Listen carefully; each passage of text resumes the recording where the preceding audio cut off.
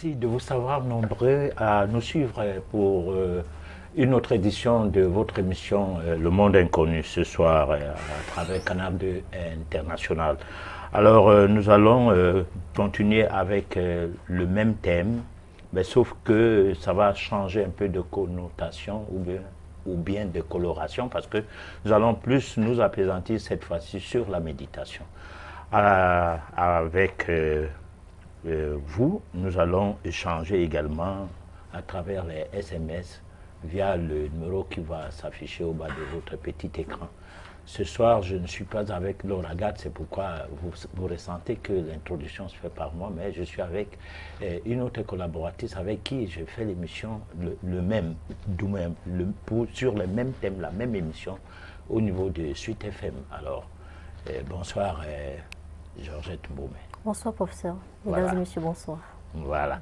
Alors, sans plus tarder, nous allons proposer le tout premier élément. Il s'agit de la chronique de ce soir qui vous sera proposée en deux volets comme d'habitude. Le premier volet, c'est de la notice de la vie à la méditation. Et le second volet, ça sera bel et bien les lois de surplus et la méditation. Nous glissons tout. C'est-à-dire nous préparons le terrain, c'est comme une introduction. Nous n'allons pas entrer dans les histoires des exercices de méditation directement, mais nous allons y aller pas à pas pour qu'on comprenne pourquoi même méditer.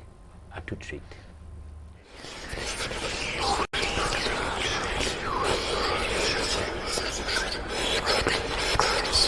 La mystique de la méditation face à la prière. 11e partie. De la notice de la vie à la méditation. Après avoir décrypté longuement la prière dans les méandres de ses aspects et utilisations, ouvrons à présent la page de la méditation. C'est pour dire que le moment est venu pour saisir l'intérêt de notre démarche. Nous vous invitons donc à éviter toutes sortes de comparaisons vis-à-vis de tout ce que vous connaissez déjà de votre environnement, tant du milieu familial que religieux, relevant du vrai et du faux. Comme pour dire aussi qu'il est nécessaire de mettre tout d'abord un petit bémol par rapport à tout ce qui vous a été enseigné du primaire à l'université. Autrement dit, pourquoi préférez-vous aller à l'école pour étudier les langues, les sciences d'observation, la géographie, l'informatique, la psychologie, la théologie, la mathématique, etc. et lire aussi des livres, journaux et autres, mais sans vouloir vous mettre réellement à étudier ce qu'est la vie. Pourquoi ne pas chercher à découvrir le vrai du faux, rien qu'en vous efforçant d'y arriver vraiment? Certes, vous devez étudier cela en vous disant que vous en êtes obligé. Seule votre détermination vous payera et non le fait de viser une quelconque certification que vous viendrez d'un quelconque groupe de personnes initiées ou non. Il s'agit d'une démarche métaphysique pour découvrir ce qui est vrai ou faux dans votre quotidien avec ce que vous aurez à faire face. Oppression, mensonges, manipulation d'opinion, cruauté, etc.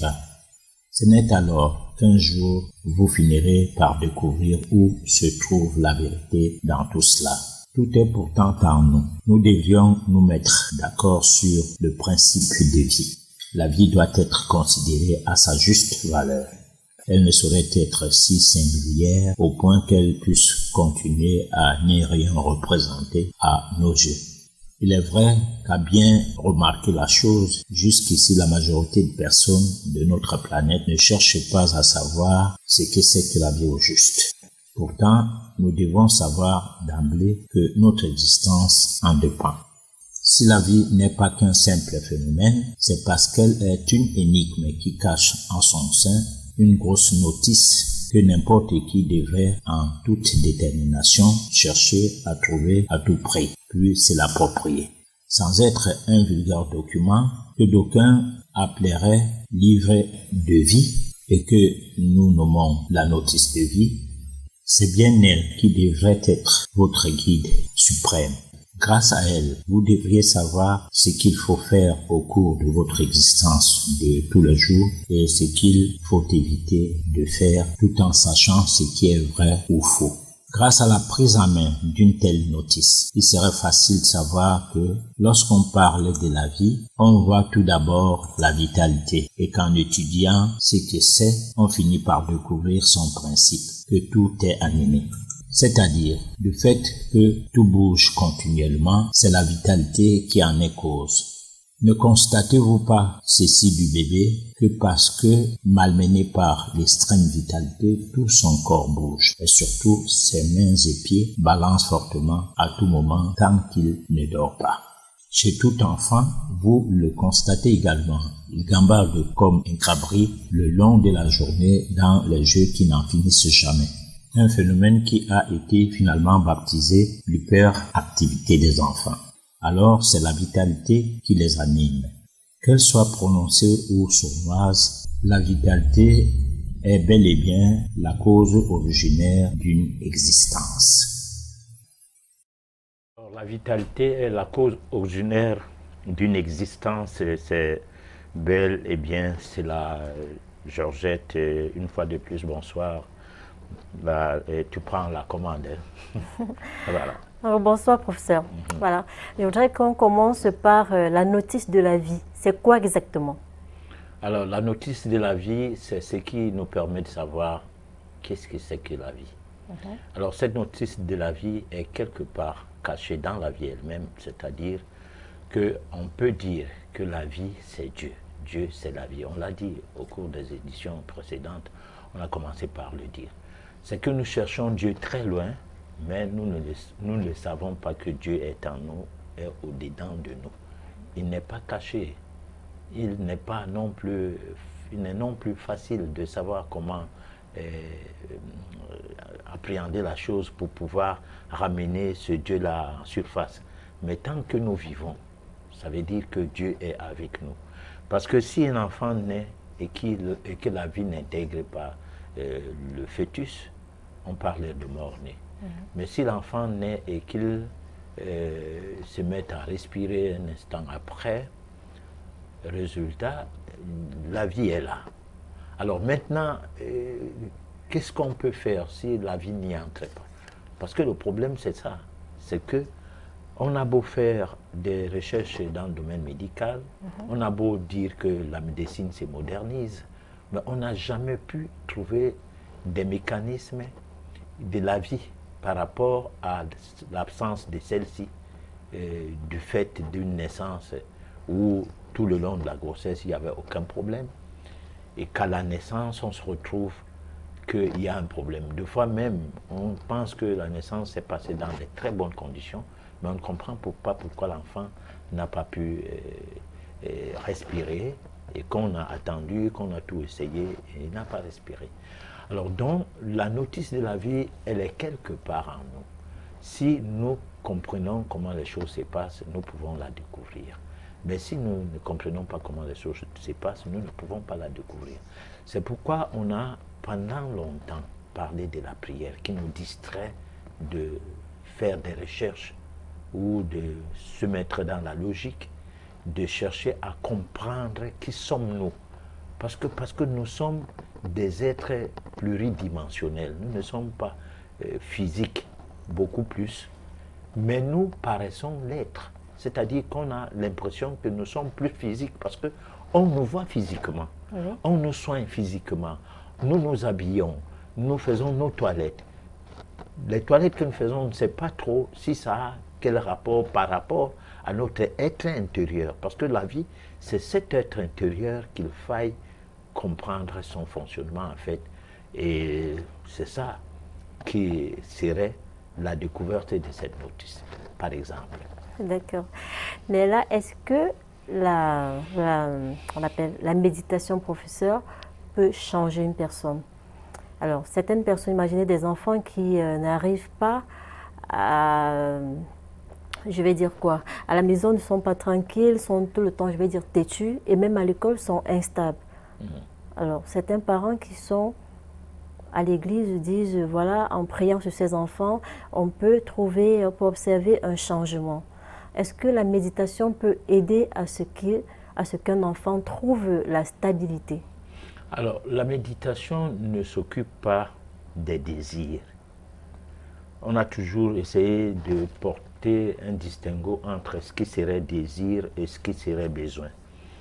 Nous avons des besoins naturels, dormir, déféquer, boire de l'eau, faire pipi et grandir.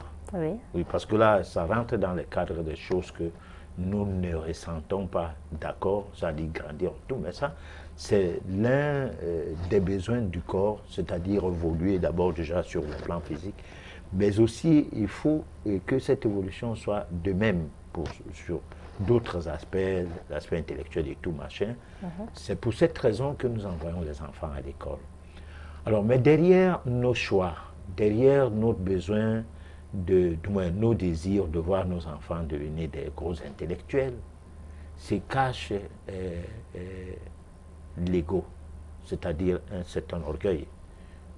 On va dire quoi? Que mon enfant n'a pas eu le bac, on va dire quoi? Que mon enfant n'est pas agrégé de ci ou de ça, on va dire quoi? Que mon enfant n'est qu'un vulgaire enfant comme ça qui n'était pas à l'école.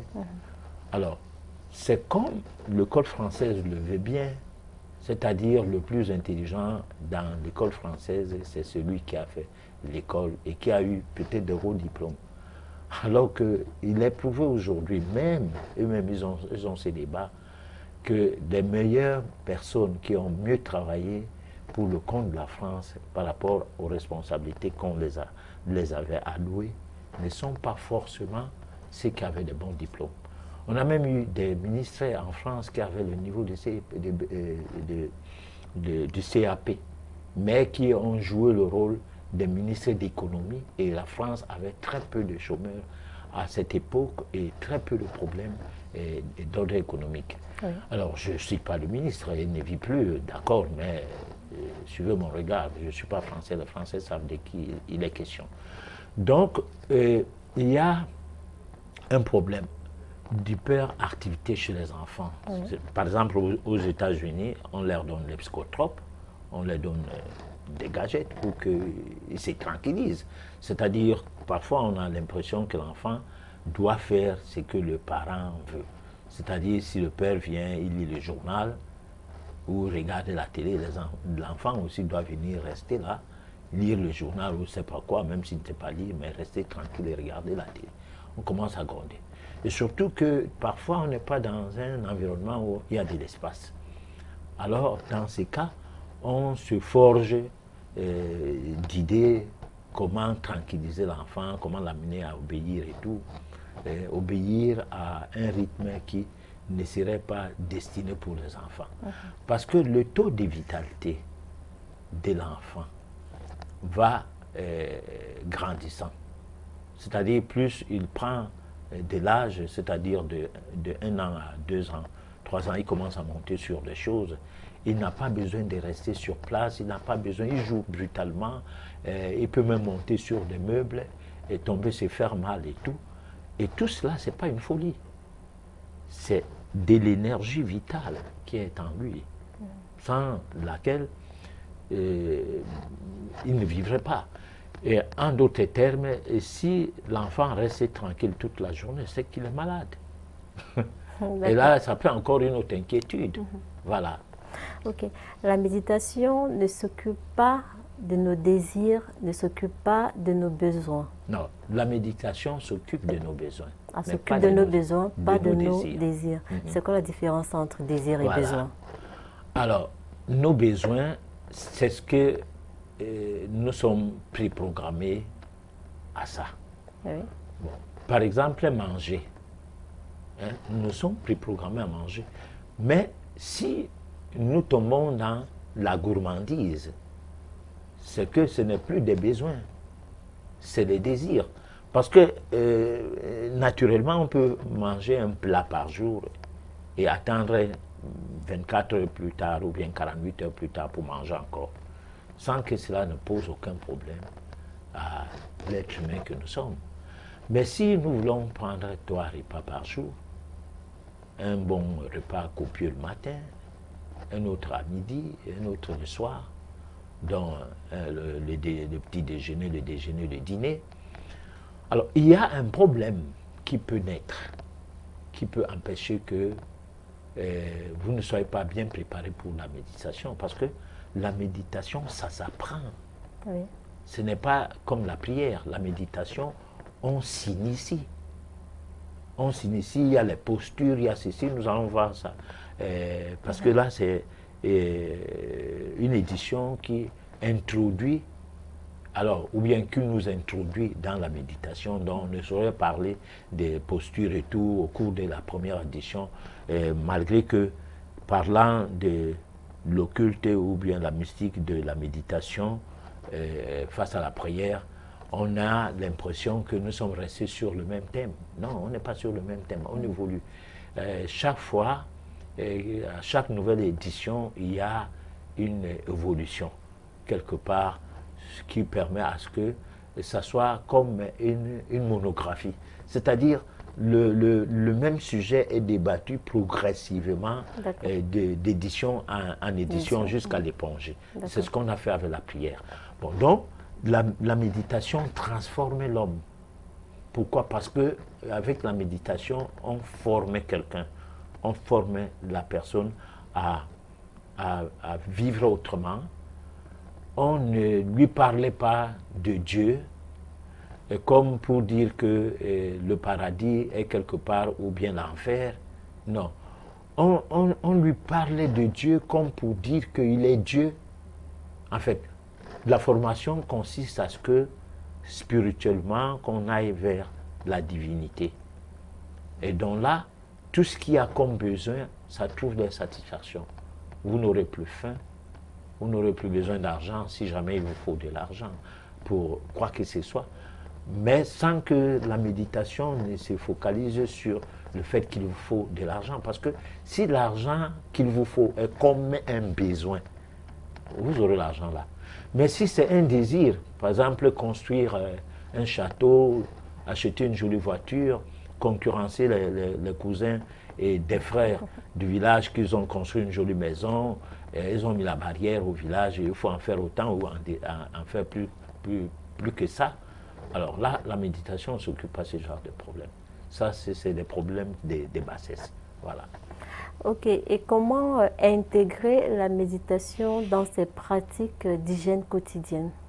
Alors là, pour intégrer la méditation dans ces pratiques, il faut d'abord aller maintenant à la recherche ou bien à la découverte du faux et du vrai. Oui. C'est-à-dire que par rapport à la chronique, la méditation, ça se prépare. C'est vrai que ça fait partie de certaines religions ou des mouvements spirituels, mystiques ou quoi, de l'Orient, dont en Asie. Oui. Ils ont le culte de la méditation comme faisant partie de leur culte normal, dans le sens de la prière chez les Occidentaux qui privilégient beaucoup plus la prière. Alors, eux, c'est la méditation, c'est-à-dire lorsque on est dans un mouvement yogi, quand on pratique du yoga, c'est de la méditation. Il est question de proposer des exercices de méditation à tous les étudiants qui sont dans ces mouvements, en quelque sorte. Donc, la méditation peut aussi, dans ces cadres-là, mal perçus, ressembler un peu à la prière.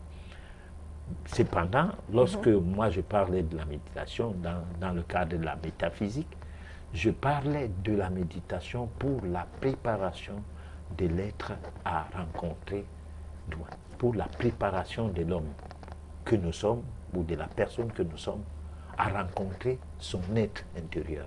C'est-à-dire c'est une manière d'aller à la rencontre de cet être.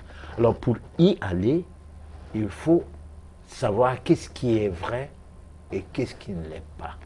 Pour y aller, il faut abandonner tout ce que votre environnement est préparé pour vous, de l'enfance jusqu'à aujourd'hui, ou alors savoir faire le tri par rapport à tout ce qu'on a appris, soit à l'école, soit dans le milieu familial, soit dans le milieu religieux. C'est ce qui va vous faire en sorte que vous preniez des décisions sérieuses par rapport à votre vie. C'est-à-dire, vous pouvez décider que vous n'allez plus à l'école. On ne comprend pas qu'est-ce que ça veut dire. Vous n'allez plus à l'église. On n'y comprend rien. Bref, vous ne faites plus des choses comme une personne qui vit sous pression ou qui vit dans un environnement où tout se fait à l'automate. On observe un grand changement dans votre attitude, dans votre vie. Voilà. D'accord. Et comment conserver un courant constant de la même pensée? Parce que j'imagine quand on médite, on doit maîtriser sa pensée. Comment faire? Oui. Alors, ça se prépare, c'est les exercices. On peut mettre quelque part une bille. Une bille. La bille, c'est que jouent les enfants là. Oui. Bon, on peut mettre ça dans un plat, sur une assiette, ou bien dans un coin, à l'angle du mur de la chambre ou bien du salon, où il n'y a aucun encombrement. Vous y déposez le mur. Vous vous efforcez à ne regarder que la bille. Alors que à cet angle se trouve peut-être un embellissement, ou c'est des carreaux qu'on a essayé de mettre à cet endroit, du moins tout le soubassement du mur a des carreaux, et ces carreaux ont des décorations, mais vous avez mis la bille, qui est vraiment insignifiante par rapport à l'environnement dans lequel elle se trouve. Alors cette bille-là, vous vous focalisez sur ça pendant longtemps, vous faites tout pour ne voir que cette bille. Ça c'est des petits entraînements qui doivent accompagner le fait d'essayer de faire en sorte que la pensée commence à subir un entraînement. Parce que en réalité, on a toujours cette difficulté de se mettre à penser uniquement une chose. Pourtant, lorsque on peut parler des lois de la volonté qui peuvent être utilisées dans le cadre de la méditation, tu veux que ta vie change. Oui. Alors, et ça s'utilise aussi même dans le cadre religieux, où les gens y vont pour que leur vie change. Bon, maintenant, vouloir que la vie change, ce n'est pas une bataille.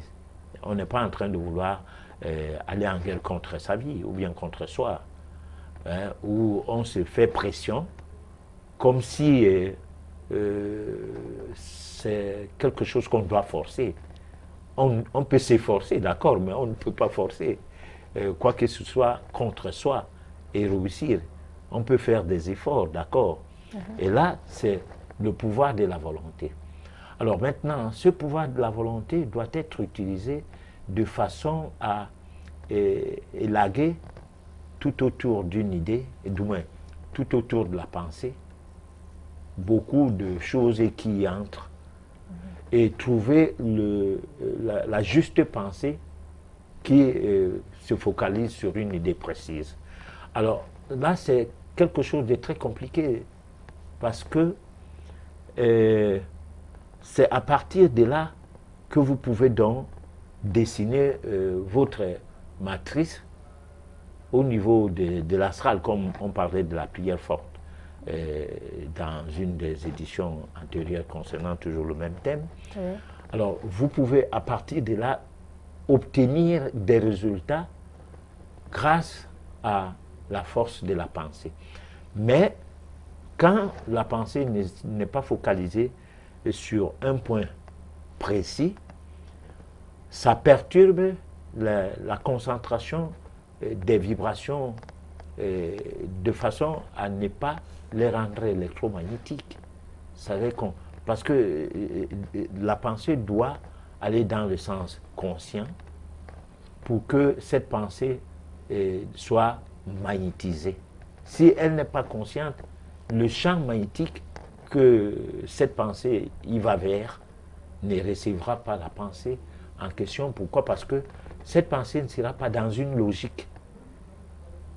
Puisque quand il y a plusieurs choses qui entrent, ça perturbe la condensation, la synchronisation, je ne sais pas comment expliquer ça. Voilà. On vous entend parler, ça paraît un peu compliqué. Est-ce que l'école initiatique à la méditation existe? Ah oui. Lorsque on est de l'Asie, disons des systèmes, des castes, c'est-à-dire de père en fils, Oui. des ancêtres, des aïeux jusqu'au petit arrière-petit-fils, je ne sais pas moi comment on peut dire ça, on a toujours été en méditation. Ils ont des postures, ça prend n'importe quelle ampleur parfois.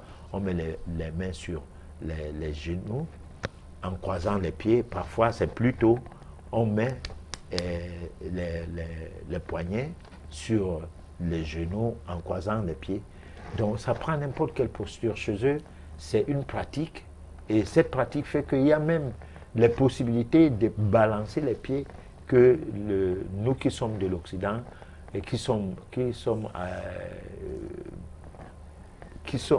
y arrivons avec l'âge. Bon, je ne sais pas, ça veut dire nous n'y sommes pas allés d'aussitôt. On apprend à faire quelque chose parce qu'il y a des choses universelles. Puisque la tradition elle-même, elle est universelle. C'est les coutumes qui sont, du moins, qui obéissent à certaines religions. Mais la tradition, elle est la même. Parce qu'il y a un problème lorsqu'on peut parler de la méditation et lorsque je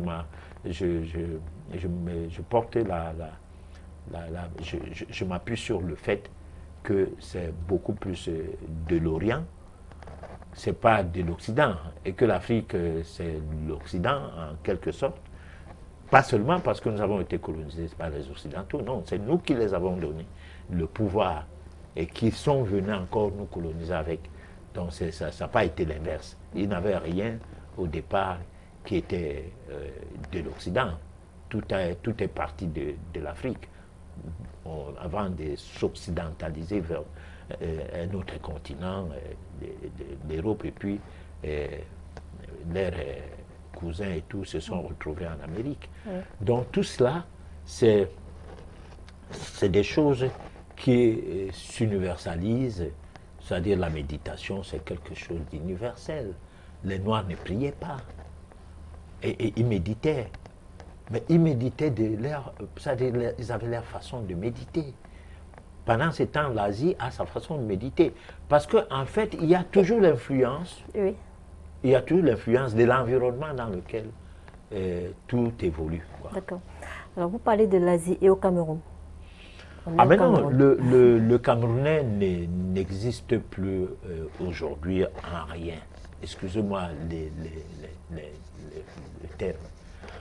Nous n'existons pas en l'école. L'école, c'est l'école française. Sans l'UNESCO, via la France, nos diplômes n'ont aucune valeur. Oui.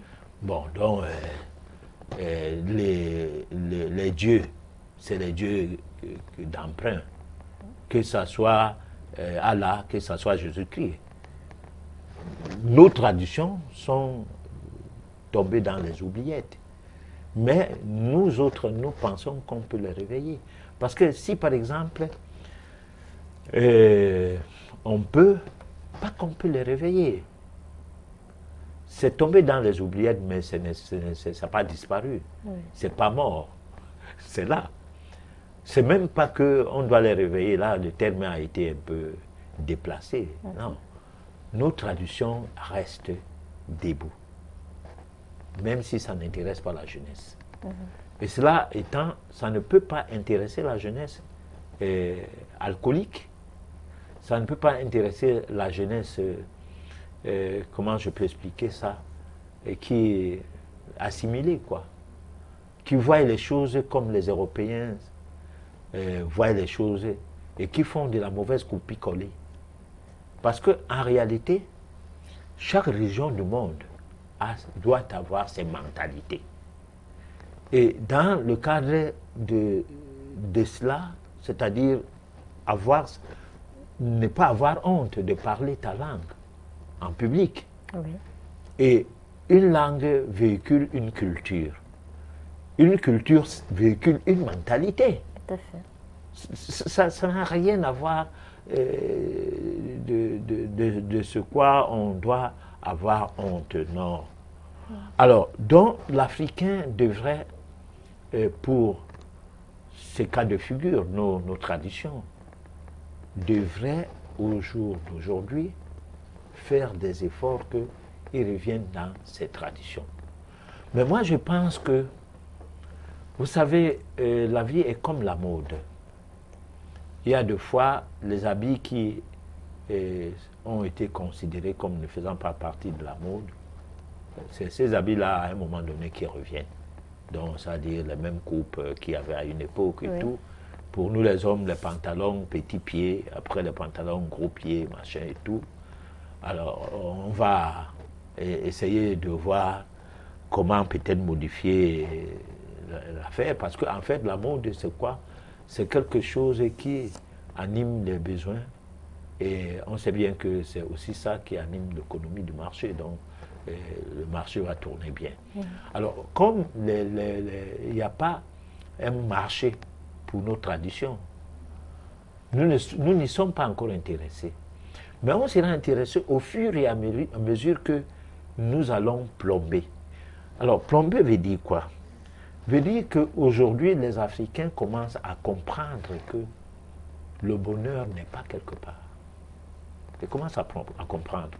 Les réseaux sociaux ont dévoilé un certain nombre de choses. Il y a eu une époque où on pensait que le blanc c'est Dieu. On pensait qu'il n'est pas malhonnête, qu'il ne fait pas la combine. On avait besoin, moi quand nous étions petits, on avait besoin de voir les blancs encore préfet, sous-préfet, et c'est pas moi quoi. Se disant qu'ils pourront bien faire la part des choses. Mais les gens aujourd'hui n'en ont pas besoin.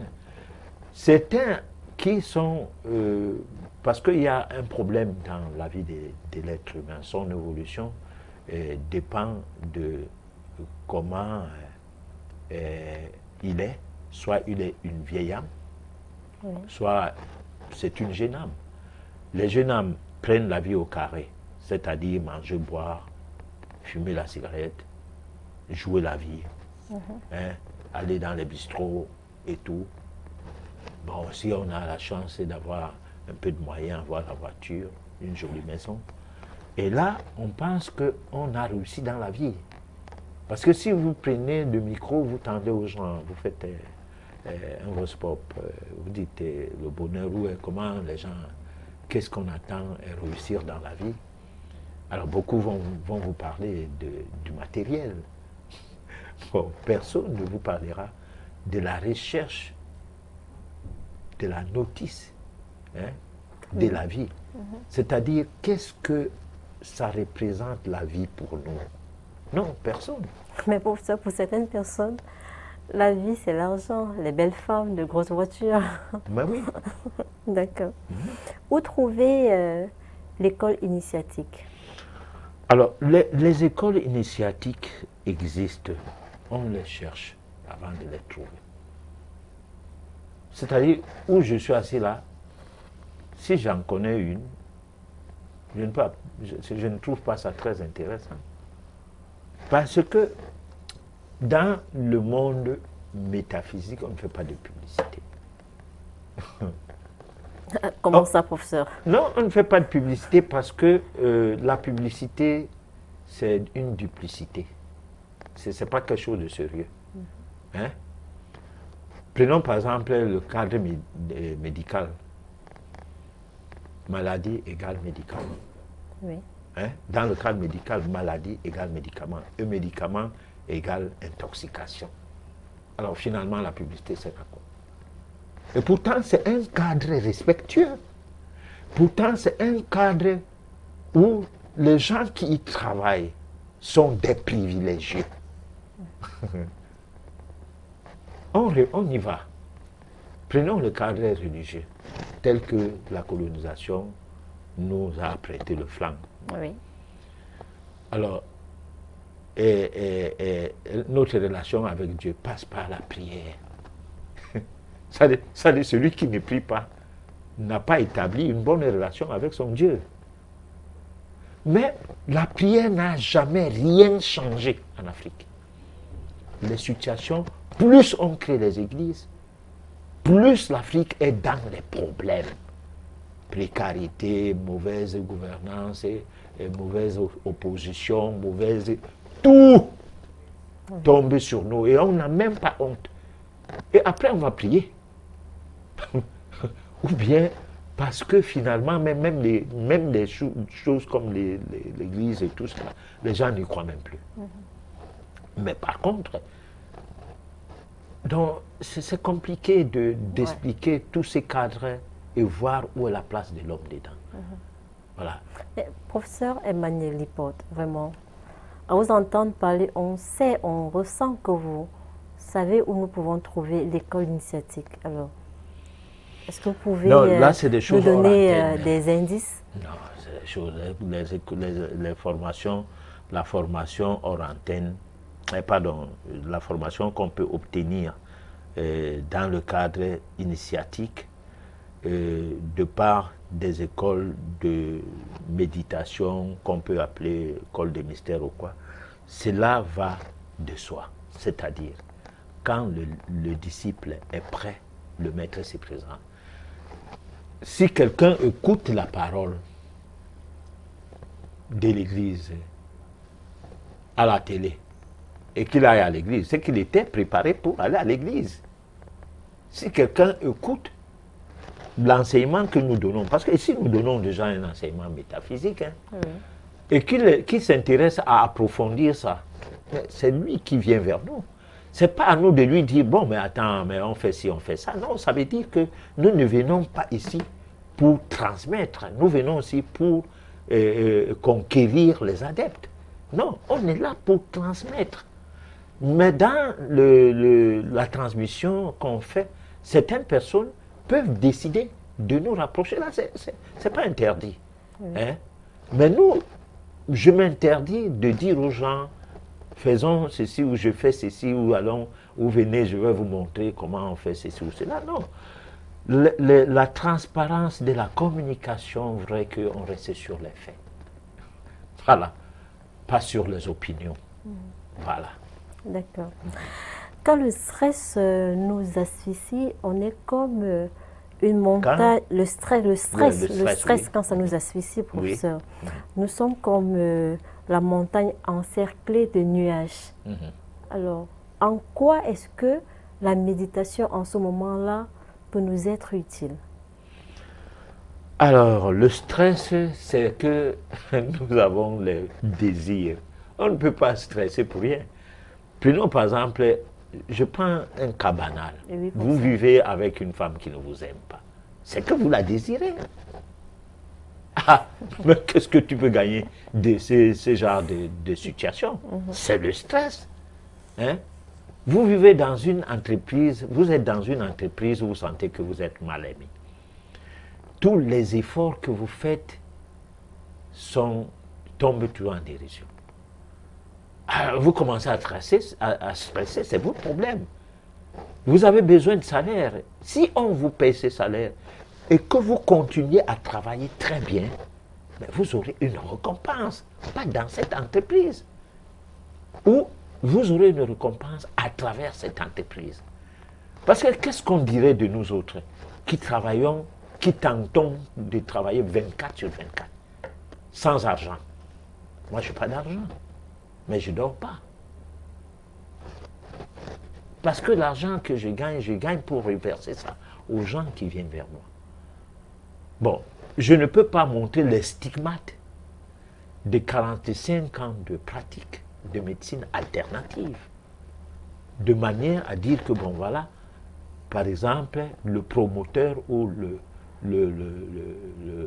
précurseur, le promoteur de la médecine alternative au Cameroun, j'en suis l'un des promoteurs, le premier. Mais il y a des gens, ils sont venus derrière là, ils ont organisé un commerce, ils ont construit des hôtels, ils ont des immeubles et tout.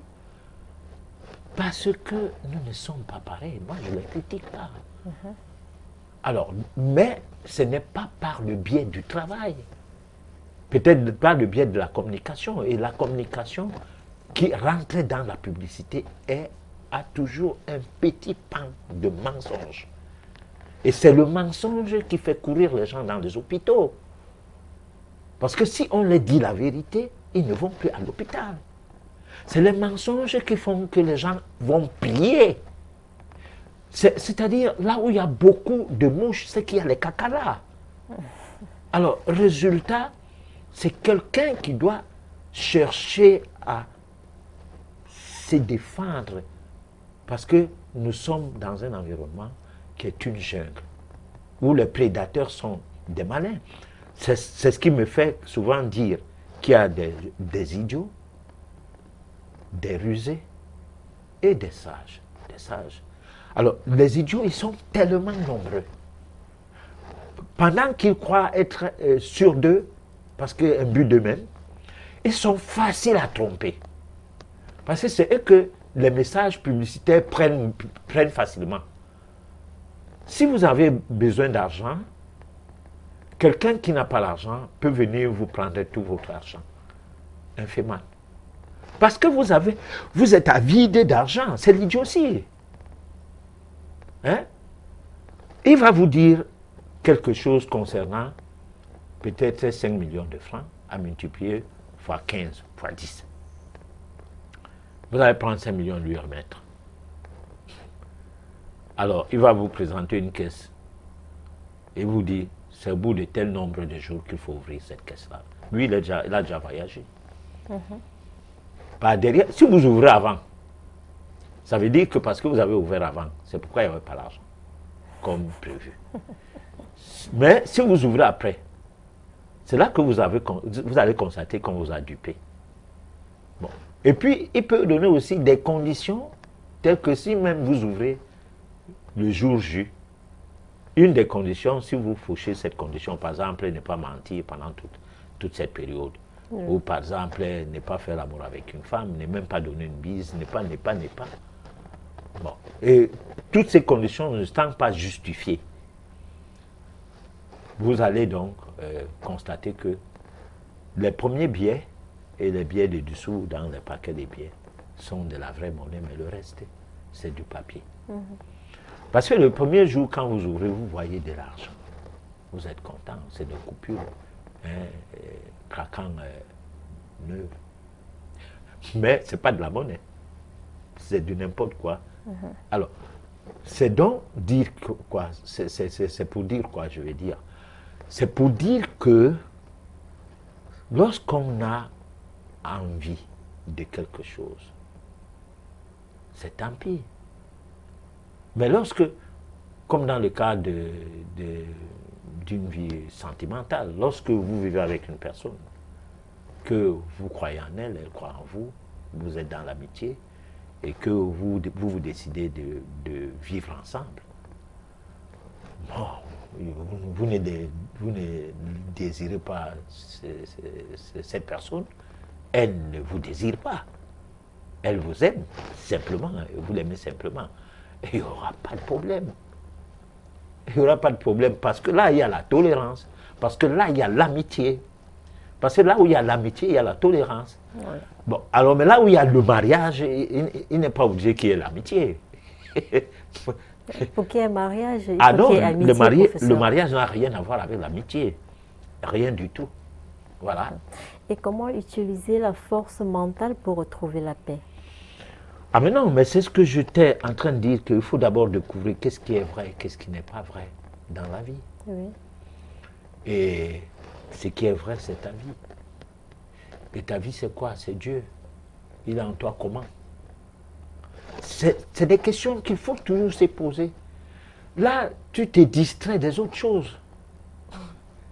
C'est-à-dire, si toute la journée, tu restes là, tu dis, mais en fait, moi, c'est même qui? Mais tu ne penses pas que ton gars fait quoi aujourd'hui? Il ne vient pas vite. Hein? Peut-être on l'a fini dehors. Ah non.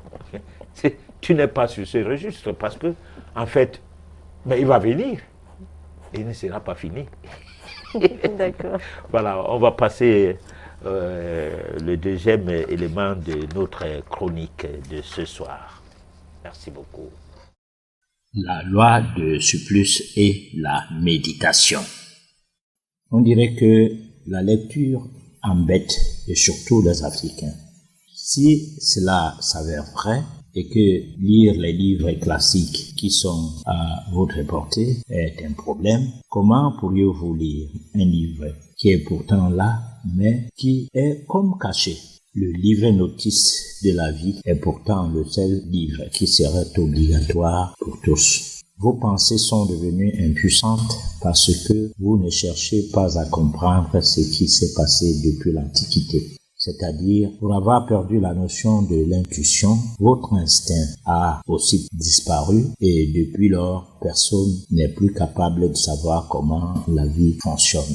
Il est donc difficile de savoir comment aborder l'inconnu malgré sa splendeur et son immensité en expérience enrichissante qui s'offre à vous malheureusement à travers la loi de surplus. Une loi dont la rigidité fait de la souffrance un passage obligé. Pourtant, sans elle, aucune évolution spirituelle ne serait possible. Cependant, une fois de plus, disons que la vérité est à la portée de tous, mais c'est la vie qui la porte. Parce que la vie est en nous, c'est que la vérité est aussi en nous, malgré qu'elle nous semble cachée, ne sachant que faire pour l'appréhender. Elle ne doit donc pas nous être édictée par des tierces personnes, comme si celles-ci la comprenaient mieux que quiconque. Eh bien, si pour le commun des mortels, la vie ne représente rien, pour l'initié, elle est un acquis pour un droit à la transmutation de son être intérieur. Car il sait d'avance que rien n'est possible sans la loi de surplus. Et c'est également que c'est elle qui permet la maîtrise de soi. Grâce à elle, on peut gérer n'importe quelle difficulté, souffrance, preuve comme un jeu d'enfant.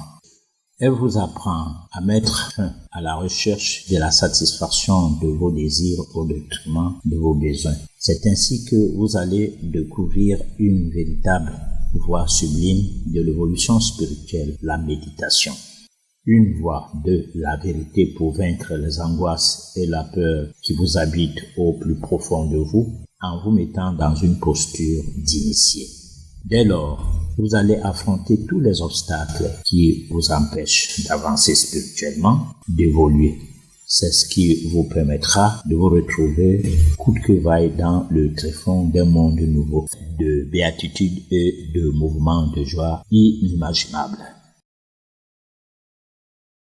Béatitude et de mouvements de joie inimaginables, Georgette. Oui, professeur, où trouver le livre notice de la vie? Le livre notice, j'ai dit que c'est au-dedans de nous. En fait, c'est ça. Parce que je ne sais pas si c'est Luc 17, verset 20, où les pharisiens sont venus à demander à Jésus de savoir quand est-ce que viendra le royaume des cieux. Puisqu'il en parlait à tout moment. Alors, on s'est permis de lui poser cette question en lui disant, bon, dites-nous, maître, ce royaume-là viendra donc quand? Parce que nous, on vit une situation, puisque en fait, de l'époque de Jésus, le Moyen-Orient était colonisé par Rome.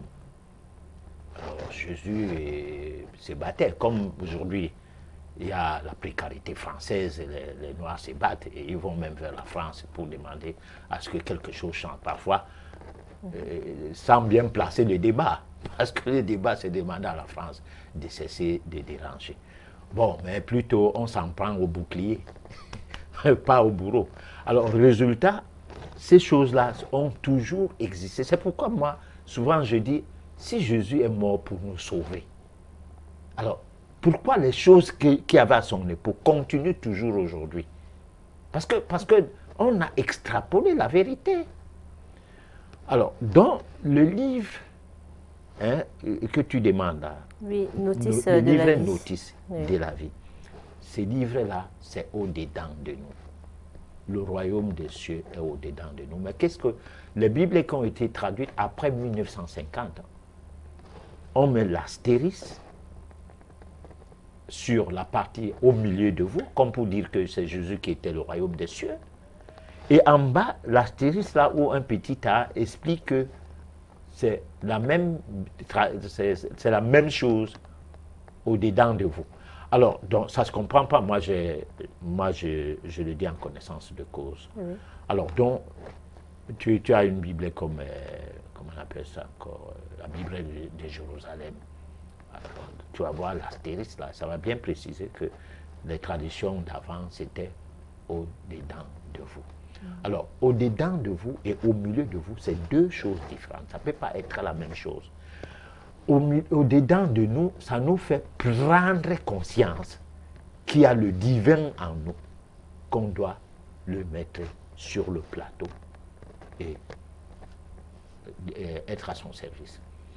Mais au milieu de nous, ça veut dire que celui qui parlait de cette chose-là, c'est lui-là qui était le royaume des cieux. Alors, ça ressemble un peu à quelque chose. Hippocrate vient en Égypte apprendre la médecine. Il retourne en Grèce. Il n'a même pas fait là l'école de médecine de l'Égypte, en fait. Il a été pris à côté par un enseignant, n'ayant pas été admis. Et c'est celui-là qui lui donne la formation. Et il retourne en Grèce, il devient le père de la médecine occidentale. Sauf que il apportait quand même quelque chose pour l'Occident.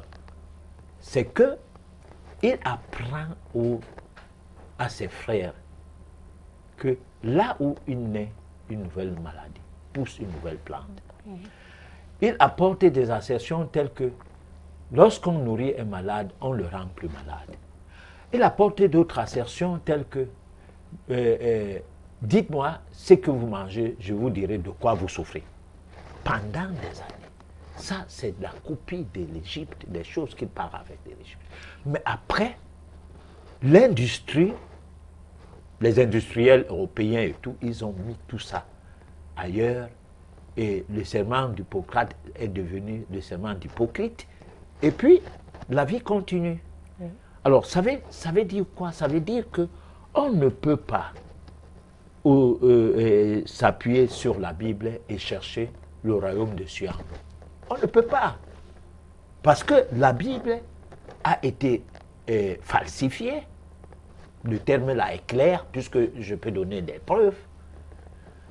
Et dans la falsification, les gens se sont mis à croire à un homme qui n'a jamais demandé qu'on croie en lui.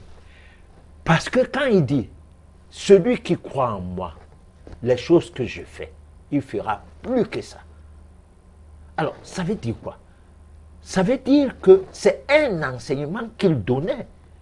Parce que, prenons par exemple qu'aujourd'hui je ne suis plus en vie et que des nouvelles personnes qui viennent à travers tout ce qu'on a déjà mis sur YouTube, à travers cette émission, quoi, par rapport à cette émission, oui. Bon, créer un mouvement autour de mon nom, sans toutefois chercher à savoir qu'au fait, tout ce que nous disons là, comment utiliser ça pour soi, pour son devenir, pour devenir des affranchis. En commençant par mes propres enfants, en traversant, en allant jusqu'à mes collaborateurs, et en allant dans mon environnement, ceux qui me côtoient tous les jours, quelque chose ne sera donc pas fait. Voilà comment les choses se passent souvent, qu'on ne peut donc pas trouver le livret notice qui est au-dedans de nous. Voilà. D'accord. Alors, sans la loi de supplice, c'est ça? Oui, de supplice, oui. Sans la loi de supplice, voilà, aucune évolution spirituelle n'est possible. Alors, que dire d'un enfant qui naît dans une grande famille, qui est accueilli comme un roi, qui voit son évolution grandissant? C'est-à-dire qu'il ne connaît jamais la souffrance. Bon, là, on retombe sur l'incarnation, la réincarnation. C'est-à-dire qu'il y a des gens qui naissent avec une cuillère d'or. Une cuillère en or dans la bouche. Ouais. et il y en a qui naissent avec la boue à manger. C'est-à-dire c'est la boue qui lui est réservée comme nourriture. On va le faire asseoir quelque part. Parfois, maman va au champ, il reste là. Et puis, il prend les mots de terre pour manger. Bon, ils grandissent plein, beaucoup d'entre nous sommes grandis comme ça. Plein de gens sont ministres à Yaoundé, ils ont grandi comme ça là. Bon. On ne fait jamais attention aux oui, microbes. ils ont évolué dans un milieu, on ne faisait même pas attention d'eux. Oui. Hein, sur le plan hygiène et salubrité et tout, l'environnement était ce que ça était. D'autres ont été même des ministres de la Santé. Oui. Bon, et qui n'ont que faire de combattre la médecine traditionnelle du Cameroun. Donc, il y a un problème de manque de connaissances. Parce qu'on confond l'éducation qui va dans le sens de l'enseignement et l'éducation qui va dans le sens initiatique. Lorsque quelqu'un est initié à quelque chose, c'est à partir de là qu'il subit, qu'il a reçu une formation. Mais lorsque on t'enseigne pour être à la solde d'un système qui va t'utiliser, hein, et payer ton travail comme une marchandise. Et laquelle marchandise, tu n'as pas le droit de donner le prix. Ah non, ce n'est pas toi qui décides sur le prix de ta marchandise. Parce que ta marchandise est, comment on peut dire, est périmée. Avant même qu'on ne mette ça sur le marché. Puisque l'offre et la demande. Plein de gens ont besoin de travail. Et là, on en fait quoi? Voilà. Par contre, si on a une formation, on n'a pas besoin, hein, on n'a pas besoin d'aller travailler chez quelqu'un. Forcément. Donc, on n'a pas le désir. On peut avoir besoin de fonctionner avec quelqu'un qui vient en vous en amitié. Et donc, vous aviez des clauses qui permettent à ce que cette relation puisse aller dans le sens de la reconnaissance de la valeur humaine qui est la tienne. Résultat, nous avons des difficultés parce que nous n'avons pas toujours trouvé en nous la dimension de l'être humain que nous avons nous-mêmes. C'est tout. Parce que le problème, c'est de faire des choses sans que ça soit l'ego. Ah non. D'accord. Sans que ça soit l'ego. Parce que ce n'est pas un problème d'orgueil. Reconnaître que tu es un noir et que l'autre est un blanc, ce n'est pas un problème de racisme. C'est un problème de savoir le rôle que tu as à jouer comme noir ou la maltraitance que tu subis parce que tu es noir. Et qu'on te refuse d'en parler. Oui. Parce qu'il y a aussi ça, parfois même, que tu sois maltraité. Je parlais surtout nous les Noirs.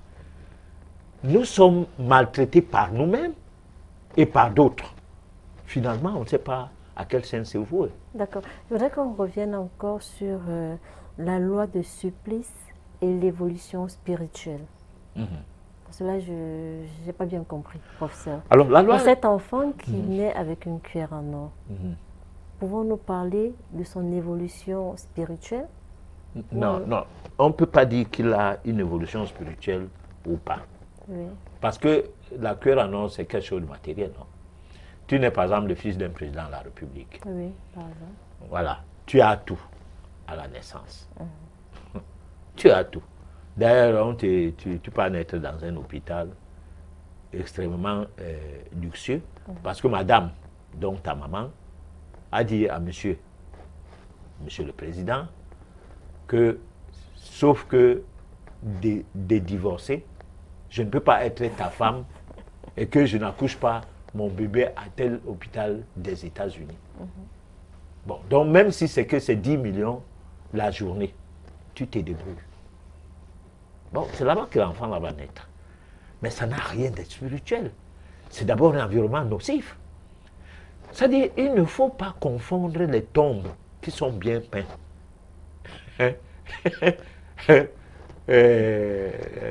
des armoires qui ont les cafards pleins dedans, mais bien dehors, à quelque chose de sérieux. C'est des milieux nocifs. Hein? D'abord, tout le monde sait que les hôpitaux, c'est le centre d'intoxication, y compris les médecins eux-mêmes. C'est pourquoi ils se mettent dans des combinaisons pas possibles. Ils mettent les gants et tout, et puis on interdit des enfants d'aller dans ces milieux, même visiter les malades. Voilà. Pas de contamination. Mais oui, mais parce que ça, ce n'est pas des milieux. Mais alors, mais là, c'est là, même si on va asperger tout, je ne sais pas quoi, autour d'où on va, peut-être l'hôpital, là, on va décider que s'il y a des chambres tout à côté, et que peut-être il y a des petits villas des petites villas à l'intérieur des hôpitaux, et que c'est dedans que ces personnalités, les enfants naissent. Mais c'est toujours l'hôpital. C'est toujours le même environnement, même si on prend n'importe quelle précaution. Donc l'enfant du riche n'est pas mieux spirituellement que l'enfant du pauvre. Au contraire, c'est l'enfant de pauvre qui est plus proche de la nature. La spiritualité, elle est bio. Elle met le terme qui est rébarbatif, parce que c'est un terme qu'on utilise comme ça là maintenant. Ça veut dire quoi? Elle obéit aux lois de la nature.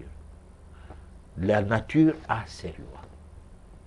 Si par exemple il faut accoucher par voie basse, l'enfant qui n'est pas le fait d'ouvrir le ventre par césarienne, oui, n'aura pas les mêmes chances spirituelles que l'enfant qui n'est pas voie basse. Jamais de la vie. Parce que le mécanisme qui amène la grossesse du début jusqu'à terme, le parcours là n'a pas été considéré. On a fait comme si il fallait provoquer quelque chose. Parce que c'est-à-dire, celui qui provoque une grossesse pour avorter et celui qui provoque une grossesse pour naître, c'est pas trop différent. La seule différence, c'est seulement parce que la naissance est là. C'est la seule différence. Mais le geste est le même.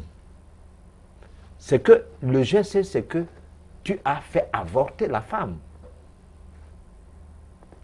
Comme tu pouvais ouvrir et enlever le fœtus, hein, qui est en gestation, c'est-à-dire lorsque c'est pas encore, du moins, l'avortement, c'est quelques mois en quelque sorte.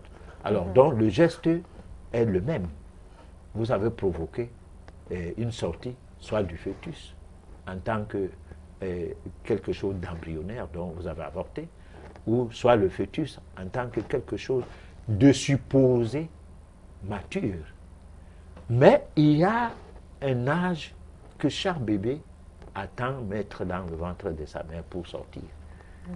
Moi, j'ai fait 11 mois, 2 semaines. Mon petit frère à Abidjan, il a fait 12 mois, 10 jours.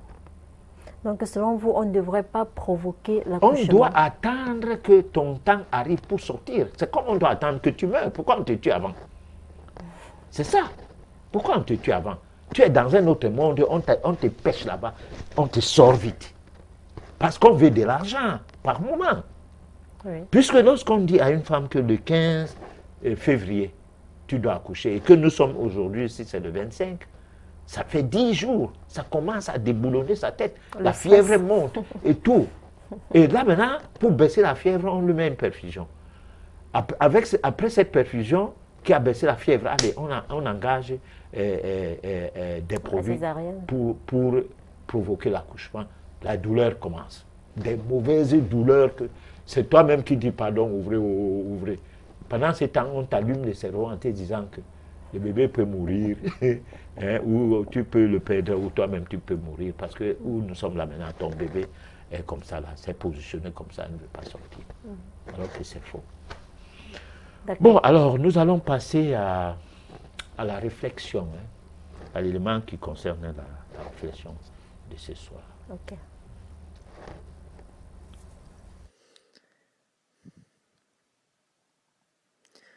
Pour commencer, essaye de regarder ce bol sans te dire que c'est un bol. As-tu réussi? Normalement, non, puisque dès qu'un objet est perçu par notre conscience, sans même qu'on s'en rende compte, on le nomme et on le commente. Prends le temps d'observer cela.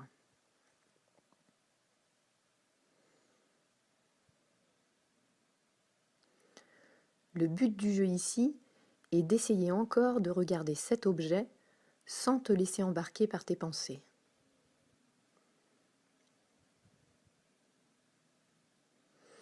Comme tu peux le constater, il n'est pas possible d'empêcher des commentaires d'advenir. Tu as peut-être expérimenté des pensées du style « Pas très joli ce bol. J'ai pas fait la vaisselle depuis 3 jours. Ça craint. Ça va durer encore longtemps? Mais c'est quoi cette vidéo? » Si tu as pu surprendre en flagrant délit ce type de pensée ou d'autres, félicitations, tu viens de méditer. Car c'est la première grosse découverte que propose la méditation. Voir que l'esprit part dans tous les sens. On ne peut pas l'en empêcher. Par contre, on peut ramener l'attention à chaque fois qu'on remarque ce processus. Parfois, nos interprétations peuvent vite nous mener à cela. Pas très joli ce bol. Et si je le retournais? Tiens, ça me rappelle quelque chose. Mais oui, la coupe au bol.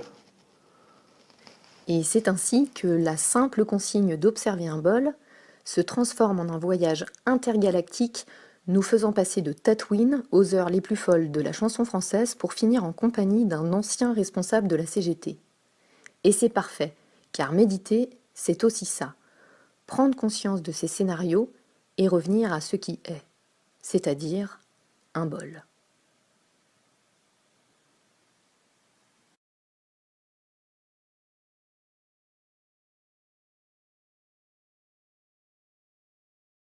Merci de nous rester fidèles. Nous, c'est le monde inconnu. Et le monde inconnu, ce soir, je suis avec Georgette Boumé, et tout en demandant à nos téléspectateurs le fait que Dora Gad n'a pas été là, elle est empêchée. C'est pas qu'elle est absente, non, elle est empêchée. Voilà, ça peut arriver, c'est des cas de force majeure qui arrivent souvent. Voilà, Georgette, une fois de plus, bonsoir. Alors. Bonsoir, professeur. Alors, SMS au 6 56 14 14 45. L'homme qui ne fait pas l'amour avec la femme court-il un risque? Ouais. Il fait l'amour avec qui? Tu ne fais pas l'amour du tout, il n'y a pas un problème. Si toi, tu peux rester sans faire l'amour, il n'y a aucun problème. Mais si tu ne fais pas l'amour avec les femmes, tu te masturbes, il y a un problème. Parce que si tu ne fais pas l'amour avec les femmes parce que tu n'en as pas, aucune femme ne te veut. Bon, ce qui est vraiment un peu difficile d'expliquer, là c'est autre chose. Mais tu as des femmes, par exemple, il y a des messieurs, il est avec une dame, il s'est marié, quoi. Mais il s'est masturbé toujours. Il a plus du plaisir à se masturber que de faire l'amour avec sa femme. Voilà. Ok. Bonsoir, professeur. Comment méditer? Alors, nous sommes en voie de savoir comment méditer. On ne va pas expliquer les choses qu'on va expliquer. Nous sommes en voie. Nous avons dit ce soir que ça c'est une soirée d'introduction. On ne pourra pas commencer à dire aux gens comment méditer alors qu'ils ne savent pas que la loi de surplus existe, c'est-à-dire que la souffrance existe. La méditation entraîne une souffrance. La prière n'entraîne pas une souffrance. Parce que la méditation entraîne une souffrance comment? Pour expliquer comment méditer, je vais donc expliquer les aspects qu'on rencontre. D'abord, vous ne mangez pas n'importe quoi. Vous ne buvez plus n'importe quoi. Vous ne faites plus, vous avez certaines relations que vous n'avez pas besoin de continuer à fonctionner avec. Donc, vous êtes en train de subir une transformation à partir du fait que vous souffrez à vivre autrement maintenant. Et ça, c'est un engagement que vous prenez parce que la loi de supplice est également la loi de la souffrance. Mais c'est cette loi de la souffrance, c'est la souffrance qui nous donne la maîtrise de, la maîtrise de soi. Hein, ce n'est pas autre chose.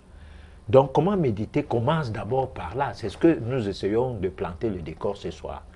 Parce que comment méditer ne commence pas par le fait de parler d'abord de la respiration et tout.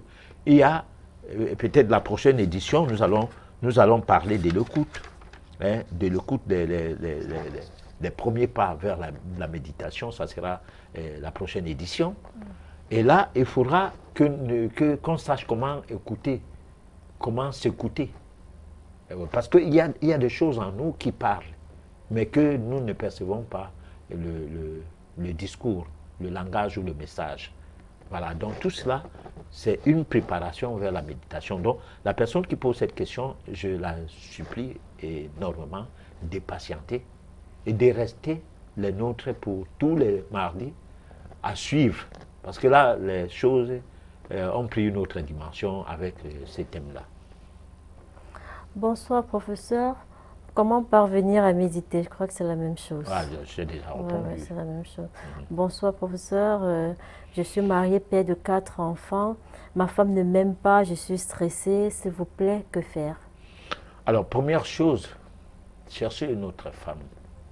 Première chose, ne forcez pas le désir au besoin. Vous avez un besoin de vie des familles.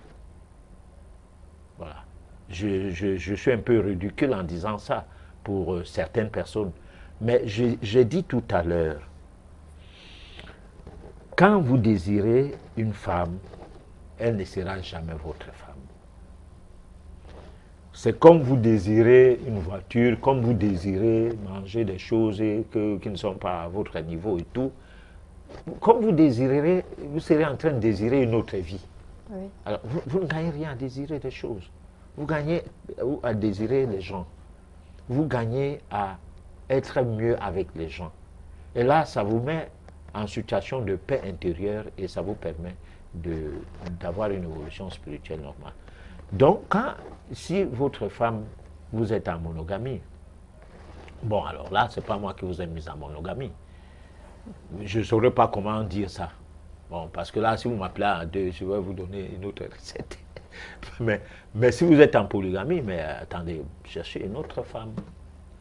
Mais professeur, aussi simplement, est-ce qu'il n'y aurait pas cette possibilité que les deux puissent rencontrer un professionnel et qu'on puisse les écouter? Ah mais non, Parce mais ça dépend. Des fois, tu as 4 enfants avec une femme, 4 oui. enfants. Vous continuez à faire les bêtises. Moi, je connais des couples que c'est les enfants de moins de 10 ans qui les séparent dans la lutte. Si bien qu'il y a un couple là, c'est la fille qui force sa mère. Et que c'est même sa mère que les enfants voient même que non, maman, c'est pas bien ce que tu fais là. Alors, c'est de ce genre de situation que je parle.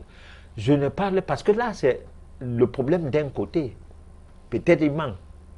Celui qui aurait peut-être dû provoquer une situation parce que son comportement n'est pas bien et que la dame ne peut pas continuer à supporter. Mais j'ai pris ça au carré. Si c'est que ce qu'il dit, il ne manque pas. Alors la seule solution, c'est de ne plus continuer à stresser parce que il y a des crimes parfaits en mariage. Ça veut dire quoi? Ça veut dire que monsieur meurt d'hypertension causée par le mauvais mariage. Et quand la maladie de l'hypertension commence, c'est madame qui lui dit que l'hypertension va te tuer. Tu ne meurs pas, tu fais encore quoi? Ça augmente. La pression artérielle augmente.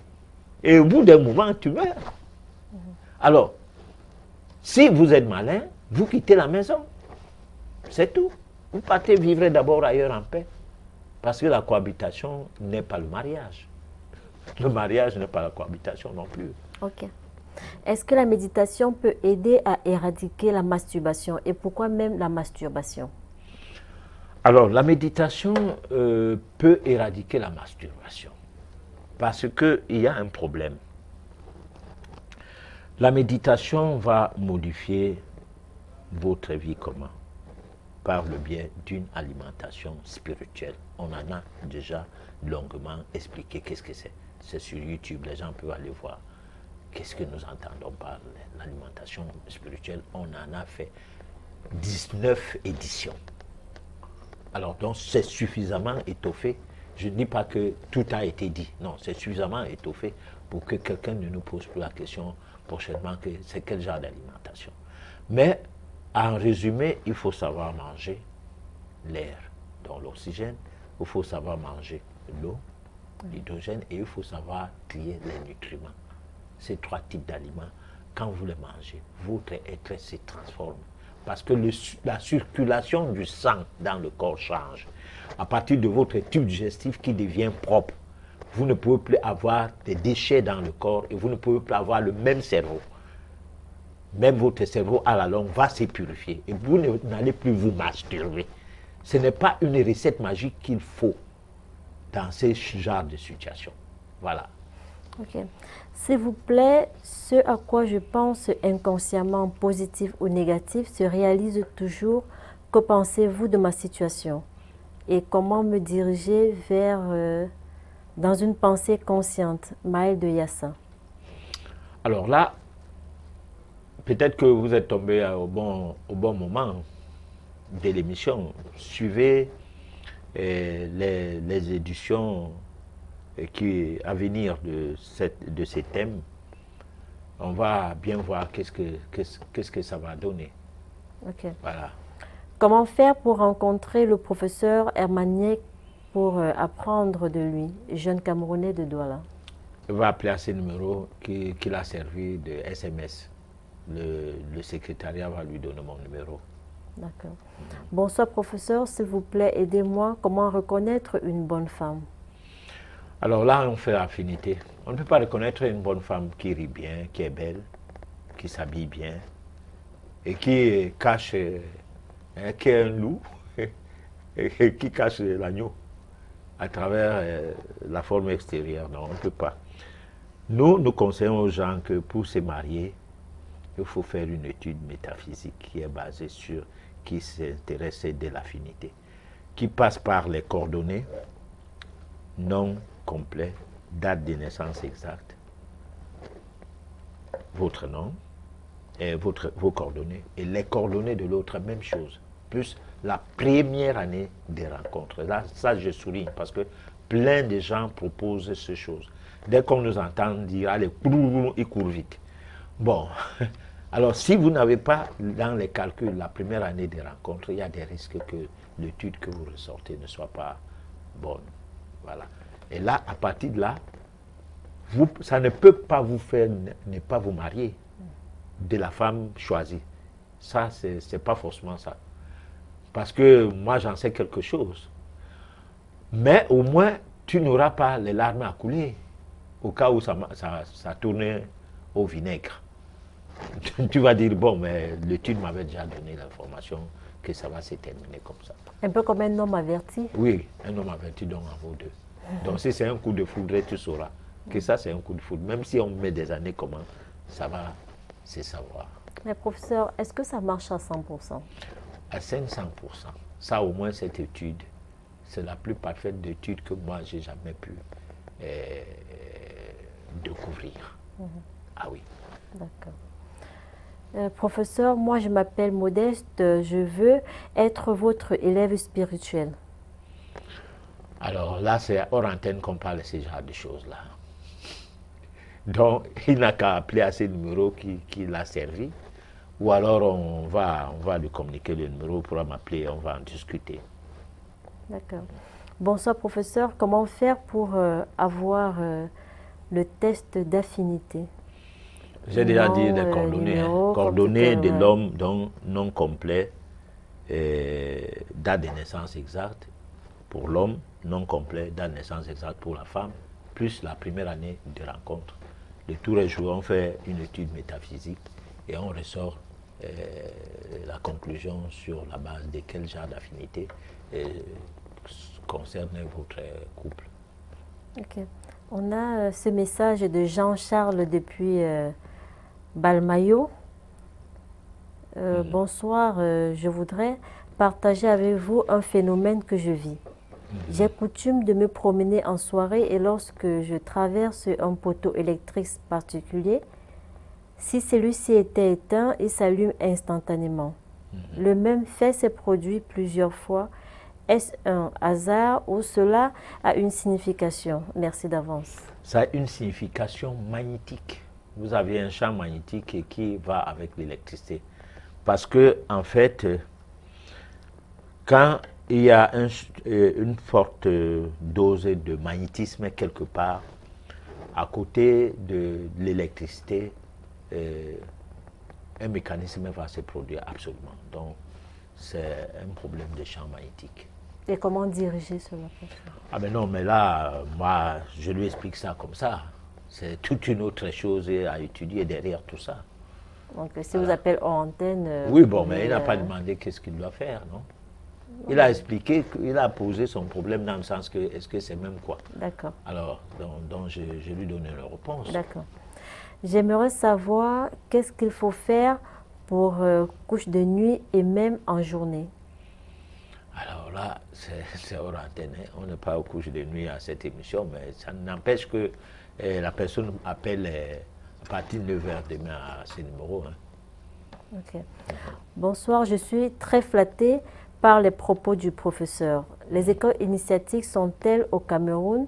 Si oui, comment les intégrer? Hors antenne. Nous ne faisons pas la publicité de quoi que ce soit dans ces domaines-là. Parce que c'est antipathique à la métaphysique. C'est antipathique.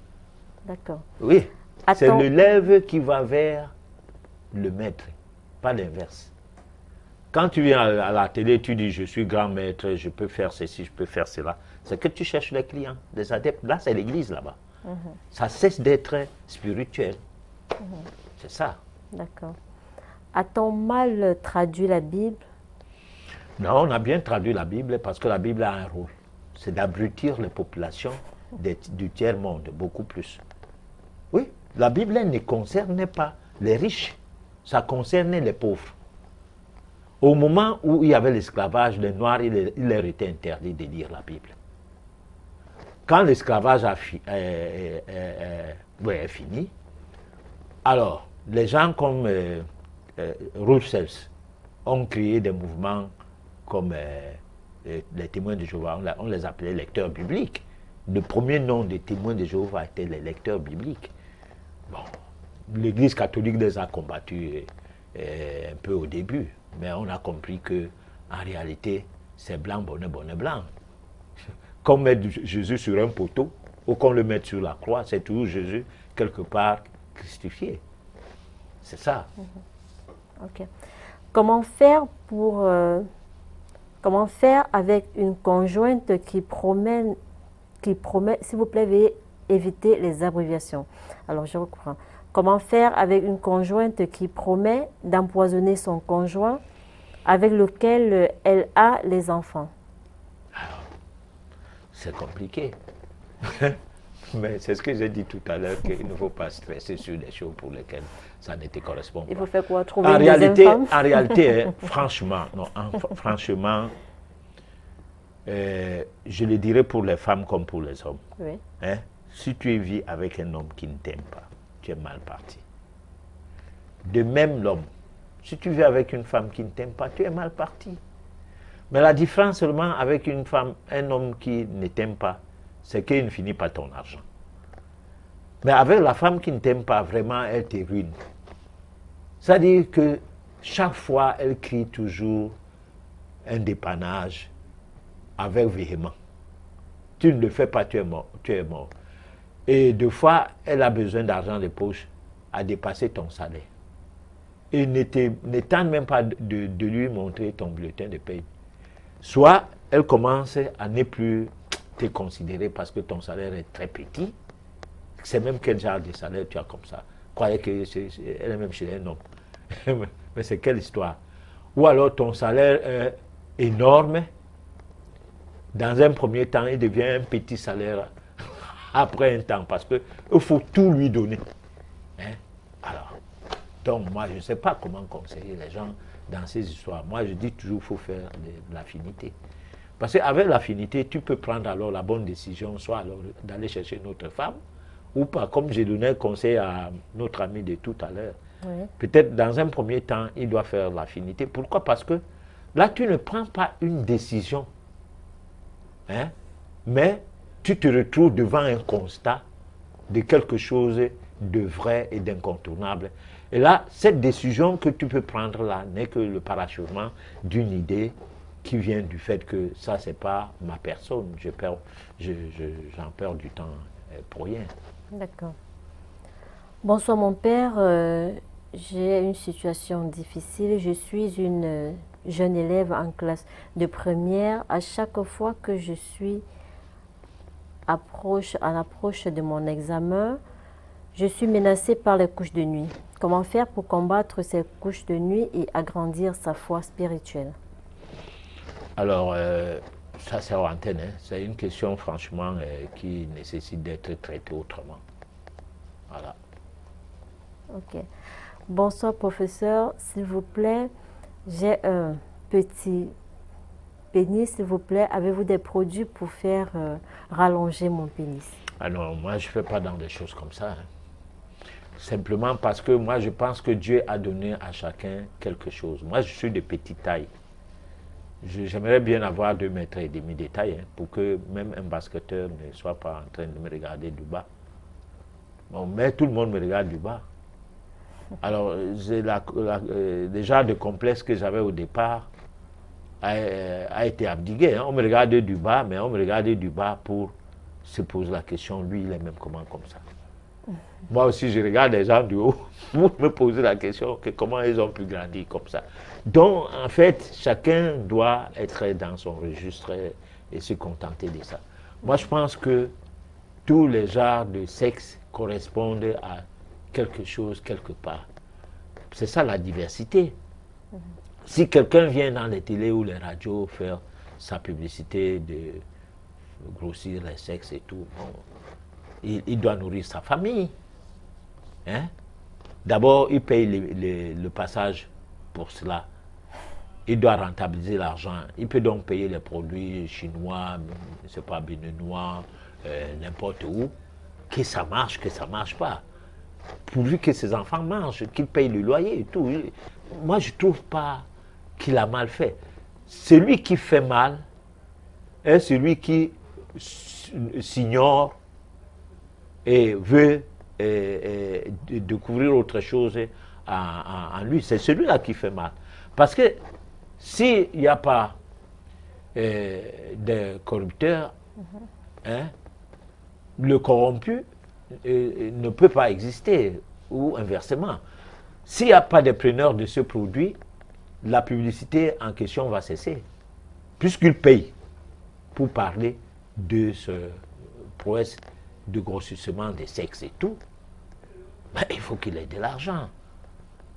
D'accord. Quel est le but principal de la méditation? Le but, c'est de rencontrer son ange garde, c'est son maître. Quand le disciple est prêt, le maître se présente. Donc, nous nous conduisons comme ça pour amener les gens vers leur maître, avec la méditation. Même si on ne va que donner des bribes, parce qu'il y a des choses qu'il faut réserver pour les initiés. Ce n'est pas à la télé qu'on vient initier les gens. D'accord. En tant qu'Africain, doit-on croire en Jésus-Christ? Bon, alors là, c'est la dernière question. Je ne crois pas. Jésus n'est pas de nos ancêtres. À moins qu'on nous dise qu'il était noir. Là encore, peut-être. Parce que d'aucuns disent qu'il était noir. Mais il était un noir du Moyen-Orient. Bon, peut-être qu'à cette époque, nos grands-parents étaient au Moyen-Orient. Donc on peut croire en Jésus. Mais là, on ne va pas croire en Jésus tel qu'on présente Jésus. On doit croire en Jésus en tant que maître qui a laissé un enseignement. Oui. Et aller vers les documents qui enseignent cet enseignement-là à nous. Moi, j'en ai certains de ces livres qui ne sont pas, qui ont été extirpés de la Bible. Bien évidemment. D'accord. Alors, Georgette, je te remercie vivement. Et en attendant que Laura Agathe se libère un peu, nous sommes ravis de toi. c'est-à-dire les auditeurs, les téléspectateurs et toi de nous avoir accompagnés ce soir. Et également, nous disons merci à tous ceux qui ont prêté le flanc à cette émission en envoyant leurs questions via les numéros qui s'affichaient au bas du petit écran. Et à toute l'équipe technique, on dit merci et nous disons au revoir à mardi prochain à la même heure, c'est-à-dire dès 23h.